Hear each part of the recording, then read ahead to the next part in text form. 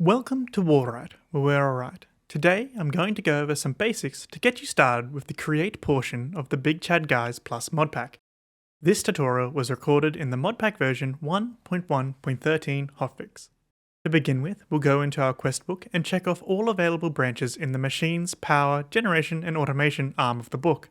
Continuing checking off until you have all these blocks available to see, as we'll be creating a random assortment of these going forward. After checking off all the markers, we'll need a starting point. Find a spot near water and go back to the power generation section in our quest book. We'll select the water wheel as our starting point. By hovering our mouse over the block, we can then hold W down to open up the Create menu, where it will give us an explanation on how to use the block we've selected. This applies to all Create blocks, so if you ever need to understand something, this is how you'll find more information. But for the purpose of this tutorial, I am your Create menu.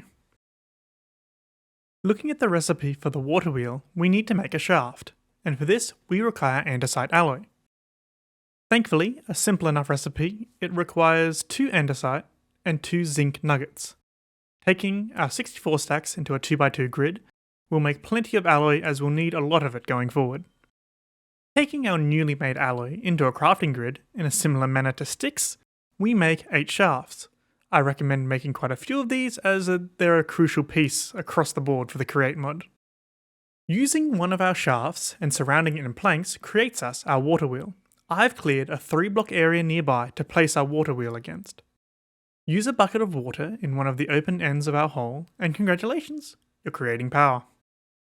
You can see how much power you are creating by placing the goggles into our 3rd head slot. This will allow us to see how much power a tool requires to function, as well as other stats on certain objects we'll see later in the video. That's great, Noel, but what can we use it for? Well, for starters, I recommend to make a mechanical press.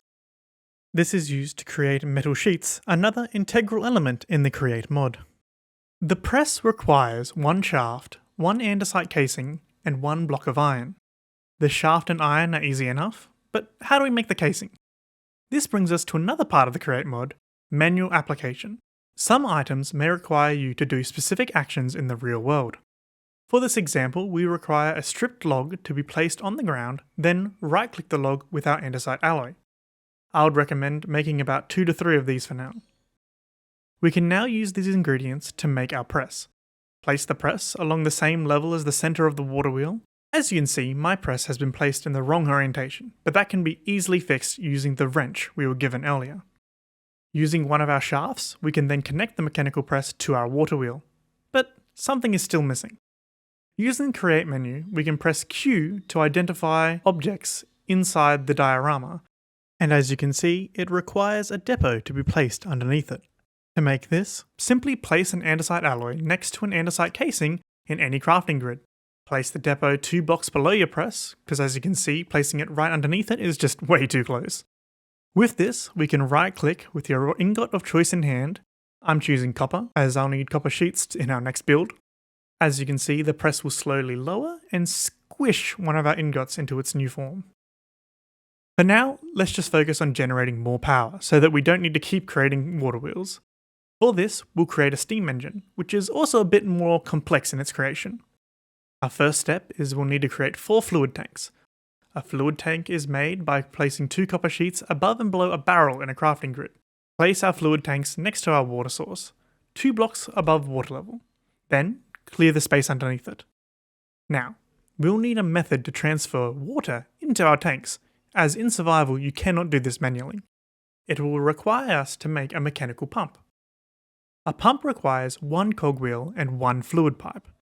We will need as many pumps as we have tanks, in this case 4.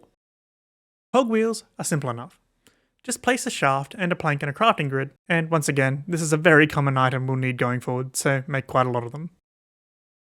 A fluid pipe is similar to the tank recipe, just replace the barrel with a copper ingot. Making 8 pipes will be enough for now. Combine our cogs with our pipes to make our pumps, and return to our fluid tanks.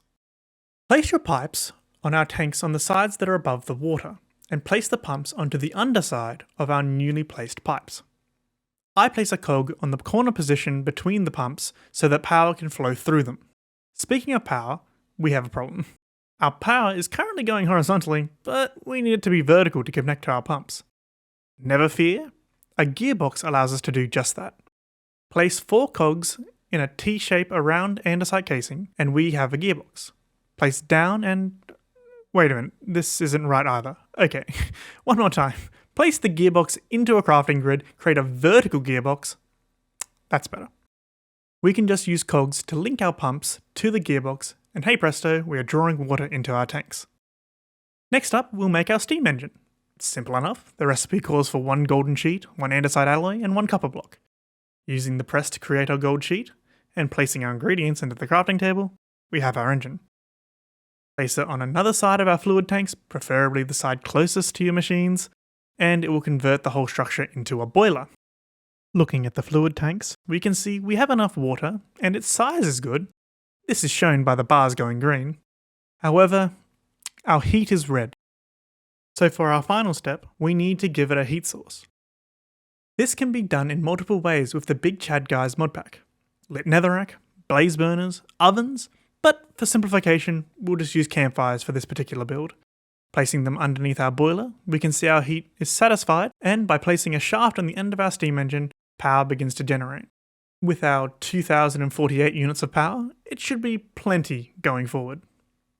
With these basic tools and concepts, you should have enough information to go forward and use the Create mod for whatever purpose you require. Look around, and remember to use the Create menu to see how things are used. Hopefully, you've learned something in this video, and stick around for our next video tackling storage in Big Chad Guys Plus. Enjoy creating. If you liked this video, consider subscribing, liking, or just let me know down in the comments. Any engagement is helpful, and I appreciate it. See you all in the next one.